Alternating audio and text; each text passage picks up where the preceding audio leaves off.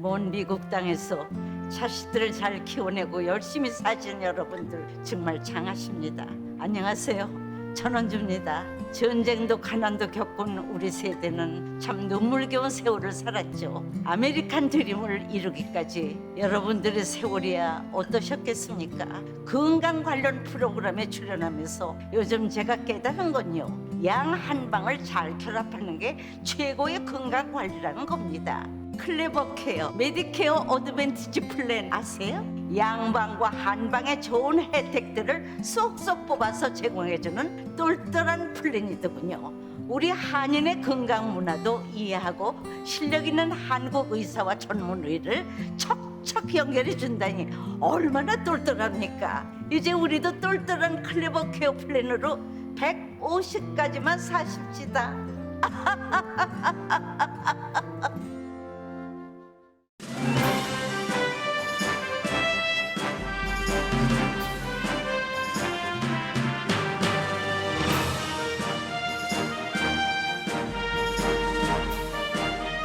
새봄 3월에는 여러분의 웃음이 활짝 피기를 라디오 서울이 응원합니다.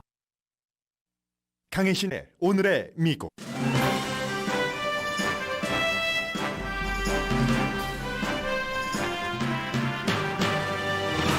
북한이 대륙간 탄도미사일을 발사한 뒤 미국도 대응 방법을 결정할 시점입니다. 북한에 강경하게 대처해야 한다는 기고문이 월스트리트저널에 실렸습니다. 터키 대통령이 중재한 러시아와 우크라이나 휴전 협상이 일부 진전이 있었지만 곧 휴전되긴 어려워 보입니다. 바이든 대통령이 의회에 제출한 예산안은 억만장자에 대한 최저 세금 부과 등을 통한 적자 줄이기가 초점입니다. 전체 예산은 5%, 국방 예산은 4% 늘렸습니다. 전 세계로 생중계되는 오스카 시상식 무대로 올라가 동료 배우의 뺨을 친 윌 스미스 논란이 계속됩니다. 윌 스미스 행위에 대한 반응은 백인과 흑인 사이에 큰 차이가 있고 윌 스미스가 받은 오스카상 박탈에 대해서도 의견이 엇갈립니다. 의사당 폭동 사건이 발생하고 1년이 훨씬 넘은 지금 트럼프 전 대통령과 주변 사람들의 사건 관련 법원 판결이 관련자들에게 나쁘게 나옵니다. 연방대법관 부인 지니 토마스도 비서실장과 주고받은 텍스트로 의회 소환장이 발부될 예정입니다. 의사당 폭동 사건 당일 트럼프 전 대통령의 백악관 전화 기록이 7시간 이상이 사라진 것도 드러났습니다. 우크라이나 전쟁과 북한의 탄도미사일 발사 때문에 벙커를 마련하는 미국인들이 크게 늘어나고 있습니다. 여러분 안녕하십니까? 오늘의 미국 강혜신입니다. 먼저 앞부분에서 북한과 우크라이나를 연결을 해서 전해드리겠습니다. 오늘 아침 그 월스트리트저널에 이제 하나의 기고문이 실렸는데 물론 그 북한 문제 전문가의 기고문이고 바이든 대통령이 탄도미사일을 발사한 북한에 대해서 어떻게 대처해야 되는가, 강하게 아니면 약하게 두 가지인데 두 가지 다 딜레마가 있다고 며칠 전에 전해드렸습니다. 그 시점에 발표된 기고문이기 때문에 조금 주목되고 특히 이 기고문은 왜 지금 그 북한이 미사일 발사를 계속 이어가는가, 올 들어서 12번이나 이 부분에 대해서 다른 사람들과 조금 시각을 달리하기 때문에 전해드리겠습니다. 그리고 이제 그에 앞서서 어제 한국에서는 화성 17호 새로운 미사일이 아니라 올드 미사일 화성 15호였다 하고 정부가 발표를 했고 그 같은 발표 내용도 미국의 뭐 AP통신, ABC 방송 많은 매체들이 그대로 그 보도를 하고 있습니다. 또 하나 이제 북한이 그 핵실험을 준비 중이라는 것도 미국이 주목하고 있는 점이고 화성 15호나 화성 17호나 전부 미국에 도달하는 것은 뭐 기정사실로 전문가들이 보면서 지금 바이든 행정부가 여기에 대해서 어떻게 대처해야 되는가 하는 이 시점에 나온 기고문을 소개를 해드리겠습니다. 미국이 북한의 이 군사력을 파산시킬 필요가 있다. 파괴가 아니라요. 디스트로이가 아니라 우리가 경제적인 파산하다 할 때 그 뱅크럽이라는 단어를 썼거든요. 그러니까 이 제목에서 짐작이 됩니다. 결국은 북한이 이 핵 미사일 같은 것을 발사하지 못하게 경제적으로 굉장히 조여야지 된다. 이 무기, 이 머신에 대해서 뱅크럽 하도록 해야지 된다. 전쟁 머신에 대해서 그런 기고문이고 니콜라스 에버스타트라고 이분은 굉장히 잘 알려진 분입니다. 정치 경제학자이기도 하고 어메리칸 엔터프라이즈 인스티튜트의 한 부분의 의장 체어맨인데 어메리칸 엔터프라이즈 인스티튜트가 굉장히 보수적인 가장 보수적인 띵크탱크에 속하죠. 그러니까 북한에 대해서 강경해야지 된다. 그리고 이 같은 입장을 실어준 신문도 월스트리트저널입니다. 월스트리트저널은 뭐 미국 내의 이슈만 강경한 게 아니라 북한에 대해서도 굉장히 강경한 입장을 사설을 통해서 밝히고 있고 이제 미국의 뭐 신문 따라 다 사설을 쓰는데 좀 입장이 다르잖아요. 뉴욕타임스 같은 진보 신문은 항상 이런 외교 문제에 이런 충돌, 국제적인 충돌 문제, 충돌 가능성이 있는 문제에 대해서 외교적으로 문제를 풀어야지 된다 하고 그렇다고 무슨 월스트리트저널 같은 신문이 외교가 아닌 다른 방법을 써야지 된다는 건 아닙니다.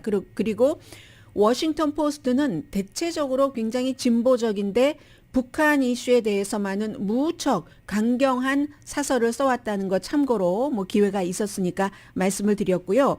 월스트리트저널에 실린 니콜라스 에버스타트 씨의 기고문입니다. 외교가 북한에는 통하지 않는다. 돈줄을 줄여야지 된다. 조여야지 된다 하는 겁니다. 미국이 북한의 군사력을 파산시킬 필요가 있는데 외교로 이 북한의 미사일을 개발 이런 것들을 중단시킬 수 없다는 것을 우리가 30년 동안 봐와서 알고 있다는 게 이분의 주장입니다. 로켓맨이 또 폭발했네. 첫 번째 문장이 이런 내용입니다. 지난주에 발사된 대륙간 탄도미사일이고 올 들어서 발사한 모든 종류를 다 나열을 합니다. 이 기고문을 읽는 사람은 모를 수도 있으니까 미국 사람들 뭐 극초음속부터 시작해서 그런데 왜 지금 갑자기 하느냐? 여기에 대해서 많은 사람들은 그렇게 전문가들이 얘기를 하고 있죠. 이제 바이든 행정부도 새 행정부고 그럼 1년 전에 했어야죠.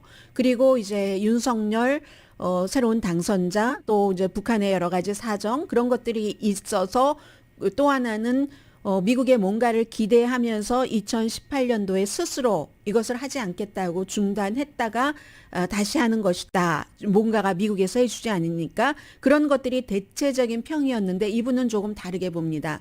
거의 오로지 북한의 경제적인 그런 상황에 따라서 경제 상황과 이 미사일 개발 그 상태에 따라서 북한의 스케줄대로 했다는 겁니다. 우리가 1990년대 말부터 많이 북한이 이 같은 핵실험이 아니라 미사일 발사를 할 때마다 들어온 말이 뭔가 집중받으려고도 그런다. 이번에도 우크라이나 쪽에 너무 미국의 포커스가 가 있으니까 그것을 우리 여기 있어 하면서 그런다. 이제 전문가들이 대체적으로 그렇게 보고 있죠. 그리고 아니면 국내용으로, 국내 단속용으로, 결속용으로 이런 것을 하는데 그렇게만 생각한다면 북한과 수십 년 동안을 협상을 해오고 실패하고 하면서 배운 게 너무 없는 것 아닌가 하고 의문합니다. 평양이 새로운 무기를 발사하는 것은 아주 기본적인 전략 목표라는 겁니다. 그 기본적인 궁극적인 목표는 한반도를 김정은 치하로 통일하려고 한반도를 김정은 치하로 통일하려고 하는 것이 북한이 이런 새로운 핵무기를 개발하는 이유라는 겁니다. 그러려면은 한미 군사동맹을 깨야지 되고 한미 군사동맹을 깨는 것을 북한은 미국과 핵대결하는 것으로 하기를 원한다.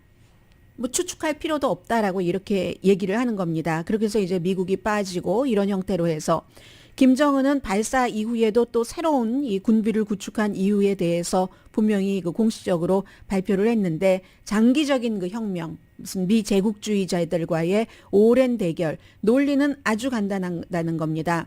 최종적인 목표는 김정은식으로, 북한식으로 남한을 통일을 하겠다는 겁니다. 해서 이분의 주장입니다. 무기 테스트가 없으면 북한식의 통일도 없다 하는 게 김정은의 목표라고 얘기를 합니다. 장기적이고 또 반복적인 미사일 발사가 그렇게 해서 미국과 핵미사일로 대결을 하려면 필수적이고, 새로운 무기는 과학자들이나 장군들이 저거 정말 미국을 그렇게 타격할 수 있어 하고 확신하기 전에 많이 그 테스트를 해야지 되기 때문에, 뭐 북한이 이제 5대 해서 뭐 여러 가지를 발표한 그 전략적인 현대화도 지난해 초에 김정은 위원장이 발표를 했고요. 그러면 왜 지금 이렇게 발사를, 테스트를 많이 하는가? 그것은 자신들의 스케줄에 따라서 한다는 겁니다. 자신들의 스케줄에 따라서 보다 빨리 지금 할 수 있으니까 한다는 얘기입니다. 서둘러서 대량 생산을 가능하면은 빨리 해서 또 할 수 있을 때 한다는 얘기를 합니다. 물론 어떤 때의 그런 테스트는 선전용으로 뭐 미국의 독립기념일이라든가 이런 때 한 번씩 쏴주잖아요. 아니면 이제 북한의 어떤 할러데이 같은 때. 그러나 북한은 일반적으로 새로운 장비가 만들어졌을 때 가능하면 빨리 테스트한다. 그런데 이번에는 이상하게도 대륙간 탄도미사일 발사 사이에 긴 휴지기가 있었다는 거죠.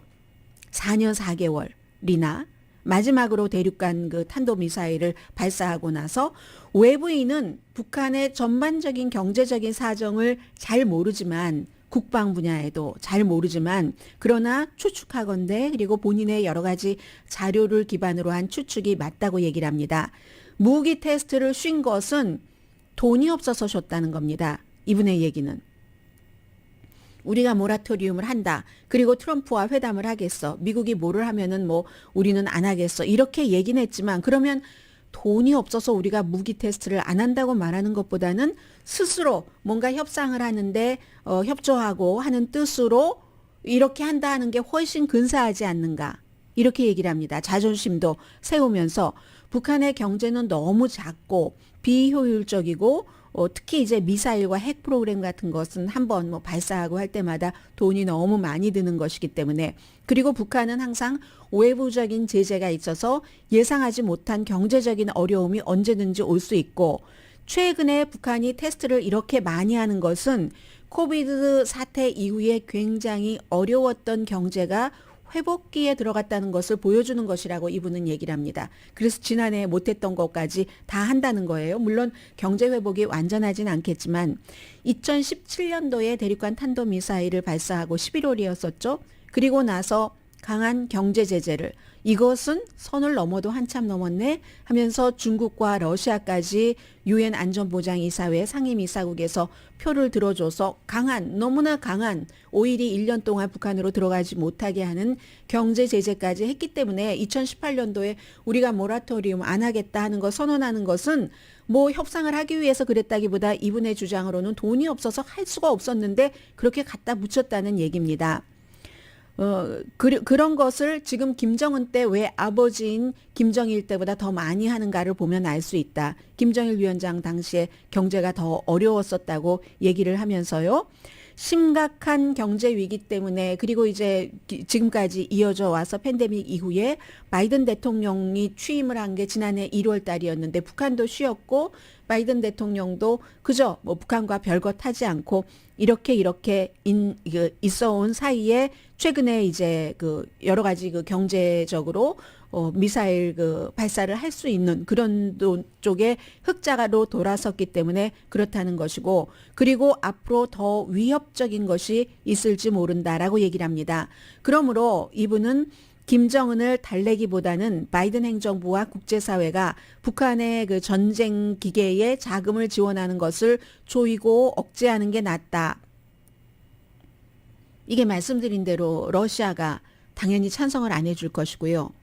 중국도 찬성을 안 해줄 것이기 때문에 무의미하다라고 많은 부분에 있어서 얘기를 하지만, 이분은 어떤 부분을 지적하냐면 북한은 사이버 범죄에서 새로운 그 돈 창구를 발견을 했고, 그리고 이제 그 밖에도 다른 불법적인 수익을 얻는 것이 분명히 있다. 미국의 정보기관이 이것을 더 철저하게 밝혀지지 않은 부분까지 알아내야지 된다라고 얘기를 합니다. 외교적인 협상을 30년 동안이나 했지만 결론이 없었고 북한의 핵 보유 의지를 꺾을 수 없다는 것은 이미 증명이 됐고 날이 갈수록 더할 것이고 최근에 여러 가지 그 국제적인 상황에 따라서 그럼에도 불구하고 국제적으로 미국이 주도를 해서 이런 사이버라든가 이런 부분에 대해서 지칠 줄 모르고 아주 그 창의적인 제재를 한다면은 이 북한의 그 기계가 돌아가는 것에 모래를 확 뿌려버릴 수도 있다라고 얘기를 합니다. 그렇게 하지 않으면 북한이 대단한 위협이 미국에 될 것이다. 평양이 미국을 핵무기로 위협하는, 지금 뭐 러시아가 미국을 핵무기로 위협을 하고 있는데 평양도 위협할 수 있는 그 마지막 단계까지는 막아야지 된다 하는 건데, 이게 이제 바이든의 딜레마죠. 달래자니 정말로 열매 없는 그런 시기를 또 보내야지 되고, 강하게 나가면 한반도가 긴장이 되고, 그리고 제가 지금 월스트리트저널에 실린 이분의 얘기를 전해드렸습니다마는 니콜라스 에버스타트 이분의 주장을 전해드렸는데, 북한 문제에 대해서는 한국에서나 미국에서나 완전히 거의 진영 논리입니다. 이 좀 보드랍게 대하자 하는 측에서는 무조건 모든 이 현상을 가지고 보드랍게 북한을 대하지 않으면 큰일이 난다는 쪽으로 해석을 합니다. 그렇게 국민들에게, 일반인들에게 알려주고, 강성인 사람들은 이분처럼 강성으로 대하지 않으면 큰일 난다 하는 형태로 해석을 해줍니다.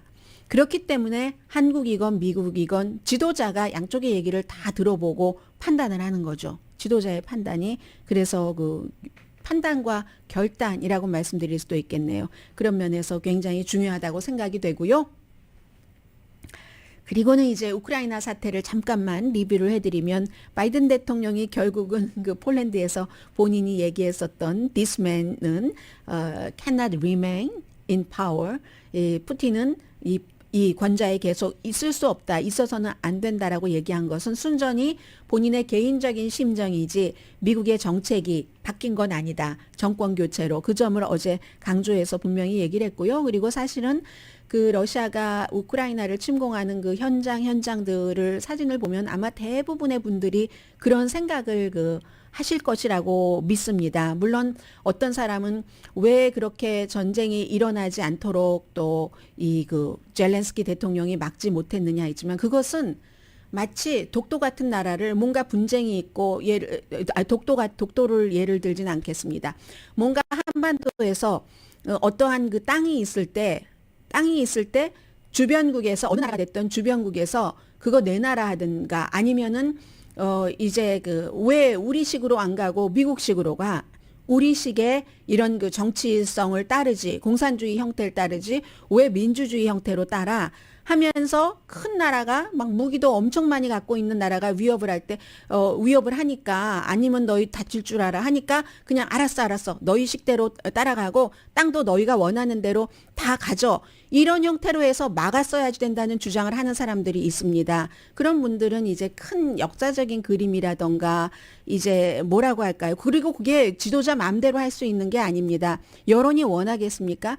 독도 같은 사람이 살지도 않는 그 독도를 두고도 이렇게 첨예한데, 만약에 젤렌스키가 사람들에게, 러시아에게 그래 그러면 우리는 나토에도 영원히 가입하지 않고 그 당시에 전쟁이 일어나기 전에 돈바스 지역도 다 갖고 크림반도도 갖고 더 가져 우리 그리고 중립국 할 거야, 이렇게 얘기를 지도자가 마음대로 할 수도 없고, 그리고 그렇게 해서는 국민들이 가만히 있겠습니까? 나토에 가입하지 못한 것도 국민들의 여론이 나토에 이제 민주주의가 된 게 몇십 년밖에 되지 않기 때문에 나토에 가입하는 여론이 지금은 훨씬 많아졌지만 그 당시에는 아주 반반 비슷비슷했고, 그리고 하려고 하면 러시아가 방해하고, 하려고 하면 또 독일이 또 러시아 눈치 보느라고 방해하고, 이래서 안 됐던 것이고, 지금도 만약에 젤렌스키 대통령이 전쟁 전에 그래 돈바스 동부 지역 가져, 크림반도 지역 가져 했으면 국민이 그거를 용납을 하겠느냐고요. 그래서 이제 여러분들께서 미국 내부에서도 그렇고 한국에서도 그렇고 그 같은 주장을 하는 것은, 그것은 침공을 한 사람이 나쁜 거지, 그 침공하기 전에 땅 안 갖다 바치고, 그리고 그들이 원하는 대로 서구 스타일 모델이 아니고 러시아식의 모델을 따르고 나토 가입을 안 하고 뭐 이런 형태로 해줬어야지 된다는 주장은 정말로 정말로 위험하고 그건 힘의 논리를 인정하는 거죠. 강대국이 그렇게 원하면 미리 알아서 기어줘야지 된다는. 그런 것들이 다 히틀러 사건 같은 것을 일으킨 것 아니겠습니까? 그런 것을 바탕에 깔고, 왜냐하면 미국에도 그렇게 비슷하게 이제 전하고 있는 매체들이 있기 때문에 이제 기회가 있어서 말씀을 드렸고요. 우크라이나 사태는 뭐 그다지 큰 진전은 없다고 봅니다. 왜냐하면 있다고도 보여지긴 하지만 터키에서 이제 쫙 양쪽으로 이쪽 러시아, 이쪽 우크라이나 대표단 놓고 터키의 독재자 대통령이 다 그 활용을 하면은 그 누구든지 다 그 가치가 있다니까는요. 하고 이제 협상을 주재를 해서 러시아도 키브 지역에서 조금 물러나겠다고 했고, 그리고 젤렌스키 대통령도 뭐 일단은 우리가 중립국 쪽으로 가는 것도 생각해 볼 수 있다. 이 정도까지는 간 거잖아요. 근데 이거 젤렌스키 대통령 맘대로 안 됩니다. 국민투표에 붙여야지 되거든요. 그리고 젤렌스키 대통령으로서는 러시아는 그것도 그것이지만 뿐만이 아니라 돈바스 지역 동부와 이쪽에 그 크림반도와 그리고 마리우폴 그 중간을 육로로 이렇게 있는 마리우폴이 지금 러시아 손에 떨어졌습니다. 그러면 이렇게 이어서 이 세 군데를 쫙 가지면은 10분의 1 정도 인구의 10분의 1 조금 넘겠네요. 10분의 1 정도를 갖게 되는 거거든요. 땅의 넓이는 뭐 그다지 많지는 않지만, 그런데 이걸 젤렌스키 대통령이 할 수도 없어요. 국민이 원하겠습니까? 독도, 아무도 안 사는 그 독도를 가지고도 국민의 여론이 그런데, 여기 지금 어쨌든 러시아를 지지하는 사람들도 있지만 거기에 우크라이나 사람들도 있습니다. 돈바스 지역이라고 해서 전부 러시아를 지지하는 사람들만 사는 곳이 아닙니다. 반군도 많이 있지만. 그래서 이건 젤렌스키 대통령이 혼자 결정할 수 없는 일이고, 그리고 아마 지금 이 정도로 뭐 애국심과 그 없는 약한 군사력 가지고 러시아를 대적하는 이런 것을 이렇게 보여줬는데, 그래 돈바스도 갖고 크림반도도 가져 하는 것은 뭐 지금으로서는 불가능해 보입니다. 그러므로 협상이 어렵다는 거죠. 전쟁은 계속 되는 겁니다. 지금 협상한다고 전쟁이 끝나는 건 아니고, 전쟁을 잘해야지만 이게 이제 더 좋은 협상 결과가 휴전에서 어느 쪽이든 더 좋은 결과가 나오고, 러시아가 우리가 키브 지역에선 좀 물러나 줄게 이렇게 얘기한 것은 그 전에 얘기했다면 모르지만 협상을 하기 위한 진정성이라고 보지만, 그렇게 안 보는 전문가가 많죠. 왜냐하면 키브 지역에서 아무리 몇 주일을 밀고 들어가려고 해도 밀고 들어가지 못했잖아요. 그렇기 때문에 포기를 한 것이라고 볼 수 있죠. 하니까 이렇게 그 한반도처럼, 한반도는 남북이지만 여기도 동쪽, 남쪽 이렇게 해서 러시아가 갖겠다는 거잖아요. 그런데 그게 우크라이나 국민들이 이 받아들이기가 너무너무 힘든 것이라고 보고요. 가능성이 많지 않습니다. 그래서 2주일 뒤에 또 만난다고 하지만 2주일 뒤에는 우크라이나 사람들이 뭐 집으로 다시 돌아가서 편안하게 산다, 이런 것은 예상할 수가 없는 거고요. 그리고 이제 이 첼시 구단주도 지금 협상팀에 들어가 있고 하는데, 이 첼시 구단주와 2명의 우크라이나 협상팀이 이 독극물의 증세를 나타냈다고 하잖아요. 이건 뭐 여러 가지로 얘기가 나오고 있는데, 꼭 러시아 측에서 했다는 것보다도 이런 그 협상 같은 것에 반대하는 강성이 그렇게 해서 위협을 준다는 거죠. 이달 초에 그래서 굉장히 힘들었다가 눈도 안 보이고 하다가 지금은 괜찮아졌다고 하고, 러시아는 마지막 이제 구경이 아닌 언론사 문까지도 닫아버렸습니다. 왜냐하면 그런 사람들이 젤렌스키 대통령과 이코노미스트의 기자는 직접 그 벙커로 들어가서 단독 회담을 했지만 러시아 기자들과는 이 온라인상에서 인터뷰를 했거든요. 그런데 그 같은 것을 러시아에서 너네 발표하지 마라 했는데 했습니다. 그리고 나서는 이제 완전히 모든 게 다 닫혀버렸습니다. 그렇기 때문에 이제 아직도 많은 그 피해와 인명 피해와 이런 것들이 우크라이나에서는 있을 것 같고요. 그렇지만 사람들은 아무튼 빨리 어떠한 형태로든 조금 희생이 덜 되는 그런 쪽으로 이 협상이 되기를 원하고, 우크라이나가 지금까지 지금 경제부 장관이 발표한 것 보니까 전쟁 비용이 5,650억 달러 그리고 4,900마일의 길이 파괴됐답니다. 인명피해 같은 것은 아무튼 제쳐두고 우크라이나도 서구 사회에 계속 무기 좀 보내달라고 얘기를 하는데 그렇기 때문에 우리가 강하고 다른 나라가 힘들 때 도와줄 수 있는 위치가 돼야지 되는 거죠. 한반도도 지금 이제 핵 문제에 대해서 많은 의논이 있을 것 같습니다.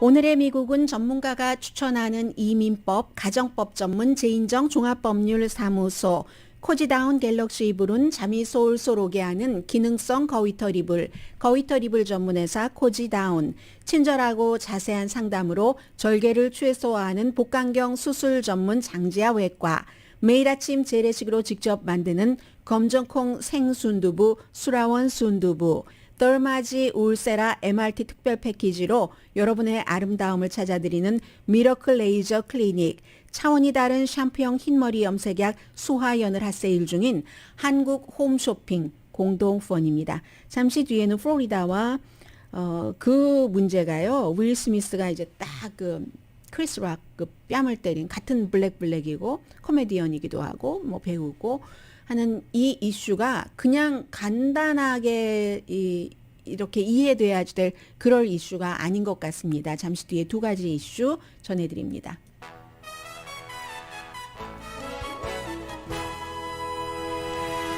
라디오 서울 방송 오늘의 미국 듣고 계십니다. 미국에서 요즘에 뭐 사회적으로 가장 큰 문제가 되는 것은 무슨 성 정체성이라든가 아니면 폭력에 관한 것이죠. 그 두 가지와 연관된 이슈입니다. 플로리다주의 그 론 디센티스 주지사가 어제 서명을 한 그 법안이 있는데 유치원부터 초등학생까지는 3학년까지는 성의 정체성이나 아니면 뭐 본인의 성에 대한 취향 이런 것을 전혀 학급에서 발언해서는 안 된다. 그리고 이제 조금 학년이 높아지면은 그 학년에 맞게 해야지 된다. 그래서 사람들이 그 Don't Say Gay Bill이라고 얘기를 합니다. 그러니까 뭐 동성애에 대해서는 말하지도 말고 묻지도 말아라 하는 예전에 그 빌 클린턴 전 대통령 시절에 군대에서 사용됐었던 don't ask, don't tell 그 policy 같은 그런 것이죠. 뭐 많은 부모님들은 상당히 또 일리가 있다고 생각하시는 부모님들도 계시고요. 어렸을 때부터 너무 이런 것들을 그 가르쳐 주면은 그러나 또 다른 그런 경험을 하신 부모님들은 우리 아이는 보인데도 어렸을 때부터 인형만 짚고 소꿉장난만 해 하면서 우리 아이 한 명이지만 그 한 명이 나에게는 우주이기 때문에 그 아이의 어떠한 그 권리 같은 것을 보호받기를 학교에서 원합니다. 그런데 이제 그 플로리다주의 주지사는 뭐 그런 건 뭐 이해할 필요도 없고 뭐 알려줄 필요도 없고 이런 형태로 했습니다. 그리고는 이제 디즈니가 디즈노래요. 디즈니죠. 디즈니 하면 되는데 디즈니 하니까 안 되네요. 이 디즈니사의 CEO가 처음에는 그냥 가만히 있다가 나중에 직원들이 이거 뭐야 디즈니가 뭐 모든 것에 대한 다양성 뭐 이해를 다 하는 컨텐츠를 만들고 하면서 이게 말이 돼 하니까 결국은 어제도 지난번에 이제 한번 본인이 상관없다라고 얘기를 하다가 이거 아니지 했고 어제 이 법안에 서명을 하고 나니까 만들어졌어도 안 됐고 서명했었어도 안 된다. 이제 앞으로 이것이 소송을 하겠죠. 누군가가 소송을 해서 이기도록 이렇게 하면 안 된다. 이것도 사실은 선생님들이 뭐 성의 정체성에 대해서라든가 어떤 아이가 남자아이인데 여자아이 옷을 입고 온다든가 이제는 뭐 그런 남자아이 옷, 여자아이 옷 이런 걸 구분 없게 하자고도 하지만 그렇게 한다거나 할 때 아이들이 그 아이를 놀리면 너 왜 그런 옷을 입고 뭐 얼레꼴레리 하고 놀리면은 그거를 이제 선생님들이 잘 이렇게 설명을 해줄 수 있는 이런 것을 이제 하지 않는다는 거잖아요. 그러니까 이제 여기에 대해서 그렇게 이제 반대 소송이 들어오면 디즈니는 반대 소송을 하는 이 법에 대해서 주지사까지 서명을 했으니까 그런 것에 우리는 최선을 다하겠다라고 얘기를 했습니다. 그러자 또 그 주지사는 나는 기업이 말하는 거 신경 안 써. 그리고 헐리우드의 엘리트들이 말하는 거 그것도 신경 안 써. 라고 한마디 하시더군요. 윌 스미스에 대해서 말씀을 드리겠습니다. 아마 많은 분들께서 4th of July 독립기념일이라는 영화를 보셨을 겁니다. 그 윌 스미스가 거기서 이제 외계인과 막 싸워서 그 뒤로 영웅도 되고 돈도 많이 벌고 연기도 너무 잘하기도 하고 노래도 잘하고요. 그런 사람이 이제 전 세계로 중계되는 아카데미 시상식에서 크리스 락이라는 같은 그 아프리칸 아메리칸 코미디언이 그 사람이 사실은 시상하러 나왔잖아요. 다른 그 다큐멘터리 누군가 상을 주려고 그 라스트 네임이 탐슨이라는 사람한테 상을 주려고 나와서 그거 이제 발표하기 전에 농담을 한 겁니다. 여러 가지의 농담을 했는데 윌 스미스의 아내가 이게 그냥 머리카락이 그냥 빠진다 하는 게 아니라 이 의학적으로 이 그 제이다 그 와이프는 의학적으로 탈모 증세기 때문에 머리카락이 자꾸 빠지니까 더 이상 머리를 기를 수가 없게 된 거죠. 그래서 어제도 이제 삭발을 했는데 그 머리를 가지고 G.I. 제인이라고 드미 무어가 나왔었던 영화 있잖아요. 옛날의 영화 그 군인해서 이렇게 다 머리 삭발. G.I. 제인 2가 언제 나오나 할 때 사람들이 막 웃었죠. 웃어서 처음에는 윌 스미스도 웃다가 이제 보니까는 그 와이프는 불편했던 거예요. 본인이 더 이상 어떻게 컨트롤할 수 없어서 이걸 삭발하고 했을 때 뛰어가서 이제 여기를 사람들이 보는 앞에서 뺨을 굉장히 강하게 쳤었는데 이게 이제 아마 오스카에서는 2017년도에 그 라라랜드 그때 나왔을 때 워렌 비티하고 그 페이드 어웨이가 나와서 발표를 하면서 라라랜드라고 그 최우수 작품상을 발표를 했다가 나중에 문라잇이었잖아요. 저는 문라잇이 훨씬 좋습니다만. 그래서 이제 그때 이후에 최고의 뭐 나쁜 것이지만 어쨌든 기록적인 그런 것이 됐는데 여기에 대해서 오늘 월스트리트저널도 사설을 썼고요. LA 타임스도 사설을 썼고요. 뭐 해외에서 BBC 방송, 이코노미스트 뭐 이렇게 깊이 있게 안 다룬 곳이 없습니다. 그런데 이게 저는 가장 와닿는 것 가운데 하나가 애틀란틱에 쓰여진 글인데 이것은 애틀란틱에 이제 기고문을 보내는 제밀리 힐이라는 분이 썼는데 이분이 그 사건이 있었던 당시에는 비행기 안에 있었대요. 그런데 내리고 보니까 텍스트가 653개가 왔다는 거예요. 그 클립과 함께. 대부분의 미국인들은 당연히 무슨 일이 있었어도 이 그 윌 스미스가 올라가서 탁 쳐서는 그건 폭력이잖아요. 그리고 오스카 시상식에는 아이들도 많이 오니까 폭력이 있어서는 안 된다고 생각은 하는데 본인이 쭉 취재를 해보니까 백인과 흑인 사이의 반응이 엄청 다르더라. 완전히 이건 두 개의 미국이더라 라고 얘기를 합니다. 저드 에퍼타우라는 이분은 이제 코미디 영화를 만드는 백인 감독이에요. 그 일이 있자마자 트위터에 야 저러다가 사람 죽이겠어? 죽일 수도 있었겠어? 뭐 농담을 솔직히 말해서 뭐 한두 번 들었어? 수백만 번 듣지 않았어? 헐리우드에 지금 초짜도 아니고 말이야. 막 이러면서 그런 트윗을 했다가 내렸긴 했습니다. 그리고 하워드 스턴은 더 나갔습니다. 트럼프와 동급이네. 윌 스미스가. 트럼프가 하는 식이네. 완전히 그렇게 문제를 처리하는 방식이야. 오스카상 뺏어야지 돼. 근데 하워드 스턴은 원래 트럼프랑 친했거든요. 예전에. 그런데 어느 순간부터는 대통령이 되고 나서 틀어지더니 최악의 욕이 하워드 스턴에게는 트럼프 같답니다. 그렇게 얘기를 한 거예요. 그런데 흑인들의 반응은 다르더라. 제가 어제 흑인 한 명의 반응은 여러분들께 여성 그 배우의 반응은 전해드렸고요. 코미디하는 그런 배우입니다. 그리고 LA 타임즈의 LG 그랜더슨이라는 그 칼럼니스트입니다. 이분도 흑인이에요. 그리고 헤어를 이렇게 딴 헤어를 하는 그런 흑인에게 헤어라는 것은 굉장히 중요하다는 것을 가발업을 하시는 한국 분들은 너무너무 잘 알고 계실 겁니다. 그래서 LA 타임즈의 그 LG 그랜더슨이라는 분은 흑인인데 윌 스미스가 분명히 잘못했다. 너무너무 잘못했는데 이해는 한다라고 얘기를 하면서 크리스 락이라는 그 농담을 한 사람이 원래 또 친하기도 해요. 같이 셋이서 사진도 찍고 하는데 그 사람이 다큐멘터리 굿 헤어라는 걸 찍었는데 이 다큐멘터리가 흑인 여성의 그 머리카락에 돈을 얼마나 쓰고 마음을 얼마나 쓰고 흑인들이 그 머리하고 어태치돼 있는 문화적인 막 이런 것들에 대한 다큐멘터리를 거기 참여를 한 사람이에요. 이 농담을 한 그 크리스 락이라는 코미디언이.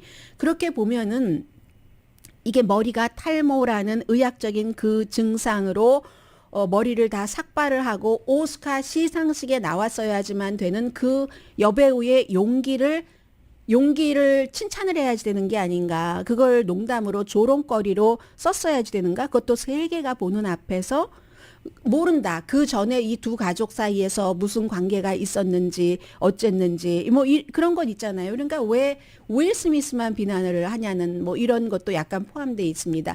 물론 폭력이 제일 나쁜 거죠. 나쁜 거지만 이 크리스 락이 그 아픔을 건드리지 않았으면 그 같은 일을 저지르지 않았을 텐데 월스트리트저널은 사설에서요 크리스 락을 칭찬했습니다.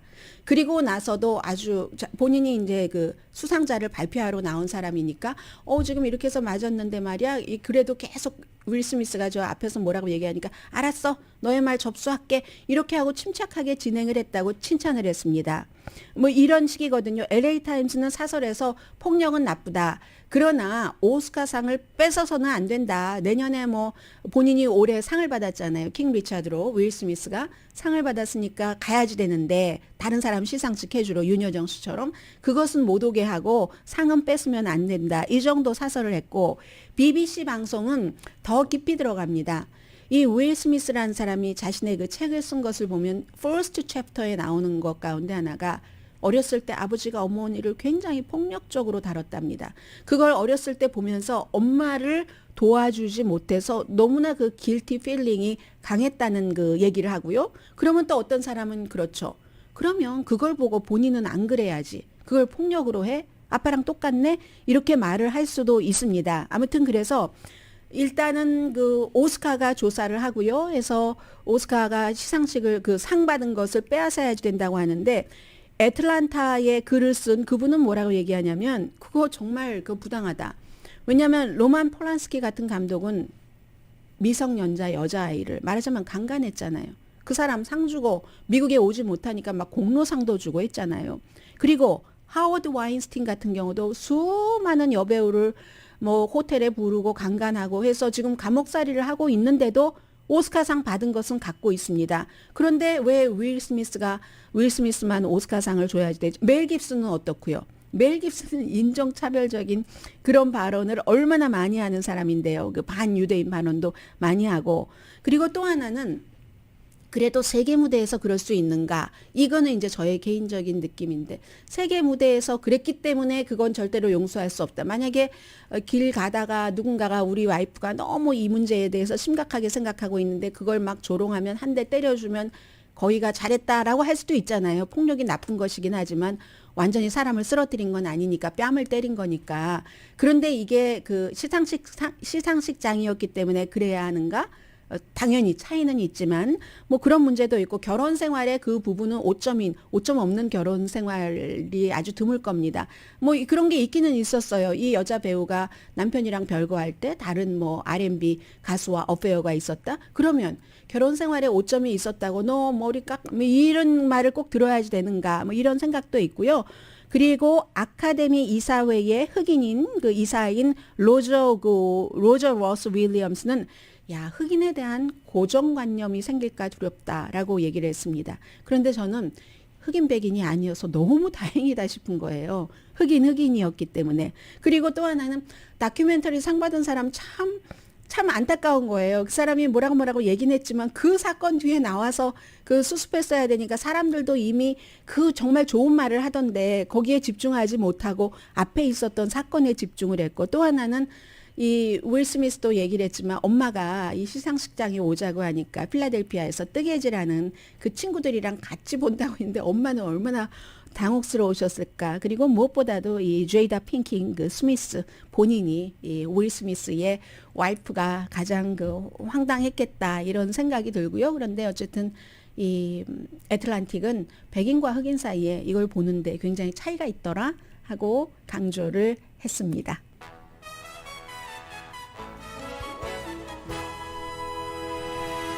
라디오 서울 방송 오늘의 미국 듣고 계십니다. 네, 뭐 미국의 예산안이라고 하니까 잘 감은 오지 않지만 저도 전해드리겠습니다. 대체적으로 이 정도 되네요. 5조 8천억 달러 원이라고 말씀드리려고 했어요. 적자를 1조 3천억 달러나 줄인다. 적자를 줄이면서도 국방 예산 4% 늘리고 국방 외 예산은 한 5% 늘리게 되는 겁니다. 이걸 대통령이 이제 의회로 보내면 의회에서 이제 검토를 하고 뭔가 또 조절이 있고 하는데, 지난해에 비해서 적자를 반으로 줄이고 미국 역사상 1년 예산으로는 가장 큰 폭의 삭감이다. 이렇게 요즘은 소셜 미디어에 막 홍보하고 자랑하고 해요, 백악관에서. 그런데 역사상 그럴 수밖에 없겠죠. 왜냐하면 팬데믹 기간 동안에 그냥 들어갔었던 그 특별한 예산이 얼마나 많았습니까? 그래서 그렇고, 그리고 이제 돈은 팬데믹 긴급 지출을 줄여서 새로운 수입을 2조 5천억 달러를 늘리고 또 여기에는 억만장자, 어제 말씀드렸던 최저 소득세를 20%까지 안 내면 1년에 억만 달러 이상 버는 그런 가정에 대해서 20%는 내게 하겠다 하면서 이렇게 새로운 수입을 2조 5천억 달러를 늘려서 적자를 1조 3천억 달러를 줄인다는 얘기입니다. 나는 재정 책임도 지면서요, 국내외 안보도 지키겠습니다 라고 하면서 바이든 대통령이 자본주의자거든요. 10억 달러 벌 수 있는 분 버시면 좋죠. 그런데 그런 분이 선생님이나 소방관보다 무슨 세금을 그들의 반밖에 안 낸다면은 이건 좀 생각해야 되잖아요 라고 어제 바이든 대통령이 얘기를 했는데, 그건 안 된다고 생각해 봐야지 되는 게 아니라 그렇게 두면 안 된다. 유권자는 올소하죠. 왜냐하면 억만장자보다 억만장자 아닌 유권자가 훨씬 많고 하니까 올소 하는데, 조 맨신도 이건 좋아합니다. 그렇기 때문에 이제 이거 맨신을 겨냥한 것이기도 하고요. 중도파에게 좋은 제안이기도 하고, 아무튼 의회에서 점검을 한답니다.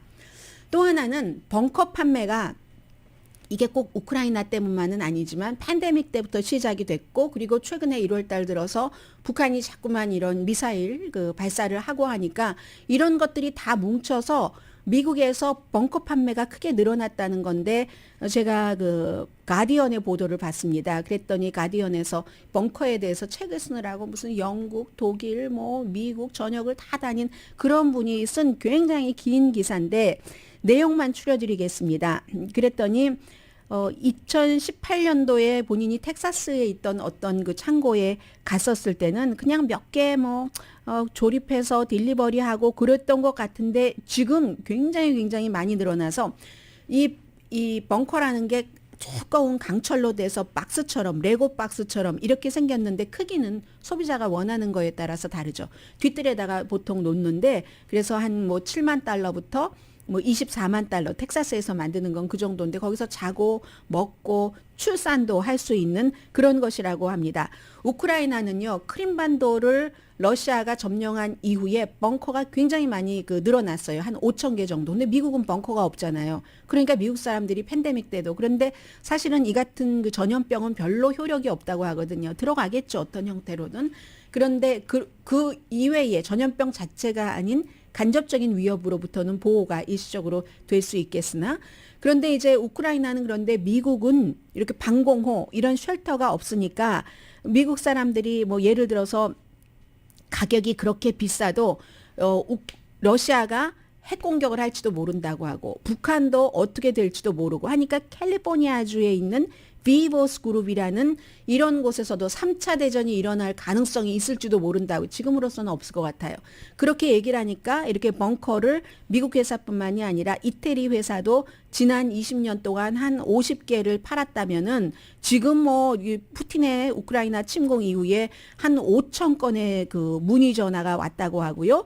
미국 사람들은 미국이 2012년도에 조사했을 때 62%가 20년 안에 주요 재앙이 발생한다고 믿었는데 맞는 거잖아요, 지금. 그래서 40%의 미국인은 벙커를 갖고 있는 것이 은퇴연금에 투자하는 그것보다도 훨씬 좋은 투자다. 이렇게 생각을 한다고 하고요. 시간이 없어서 일단 여기서 마무리를 짓겠습니다. 추세가요.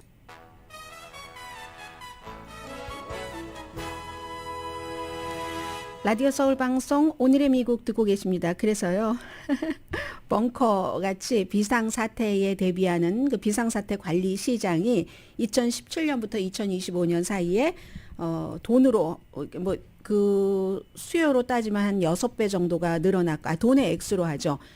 755억 달러 시장에서 2025년도에는 4,230억 달러 시장으로 6배 규모가 늘어난답니다. 그리고 밀레니얼들은요, 이번에 무슨 뭐 팬데믹 이런 것들을 거치면서 비상용품을 77.7%가 구입했다고 합니다. 백악관이 7시간 동안 의사당 폭동 사건이 일어났을 때 정확하게는 7시간 37분 트럼프 전 대통령의 전화 기록이 없답니다. 그래서 그럼 백채널로 통했는가? 뭐 버너폰, 우리 대포폰, 뭐 세월호 낳고 막 이랬을 때 많이 얘기됐던 그랬더니 어제 워싱턴 포스트에 트럼프 전 대통령이 그게 뭔데? 그 버너폰이라는 건 난 처음 들어봤는데 이렇게 얘기를 했고요. 사위가 의회에 의사당 폭동 사건과 연관해서 이번 주에 아마 조사, 이번엔 자발적입니다. 왜냐하면 그 사람은 그날 사우디아라비아 갔다가 워싱턴으로 돌아오고 있었고 딸인 이방카가 대통령과 펜스 대통령 통화할 때 옆에 있었다고 하죠. 그리고 또 제니 토마스는 이게 여기서 본인이 원하는 것을 믿는 거죠. 제니 토마스가 비서실장에게 당시 이거 뒤집어야 돼 뭐 이런 것을 텍스트를 보냈다고 하는데 결국은 의회 조사단이 이와 연관해서 소환장을 보낼 것이고요. 지니 토마스가 보낸 것 가운데 막 그 큐안한 음모론에서 하는 얘기 있잖아요. 투표용지에 대통령이 다 12개 좀 애매모호한 주에 워러마크를 다 해놨는데 그 워러마크 이런 얘기 많았었잖아요. 그런 거. 나 그게 사실이었으면 좋겠어. 막 이런 얘기를 하면서 어쨌든 의사당 폭동 사건이 지금 트럼프 전 대통령 측에 별로 좋지 않게 돌아가고 있습니다. 오늘의 미국은 전문가가 추천하는 이민법, 가정법 전문 재인정 종합법률 사무소, 코지다운 갤럭시 이불은 잠이 솔솔 오게 하는 거위털 기능성 이불 전문, 거위털 이불 전문 코지다운, 친절하고 자세한 상담으로 절개를 최소화하는 복강경 수술 전문 장지하 외과, 매일 아침 재래식으로 직접 만드는 검정콩 생순두부, 수라원 순두부, 덜마지 울세라 MRT 특별 패키지를 여러분의 아름다움을 지켜드리기 위해서 하고 있습니다. 미러클 레이저 클리닉, 차원이 다른 샴푸형 흰머리 염색약, 수화연을 핫세일 중인 한국 홈쇼핑 공동후원이었습니다. 10시에 좋은 아침, 좋은 하루 방송됩니다. 펜실베니아주에 프리웨이 눈이 많이 내려서 50대 차량이 얽혀 있다고 하잖아요. 어제 비가 내리니까 얼마나 그 소리가 행복하든지요. 누워서 가만히 빗소리 감상했어요. 강혜신이었습니다.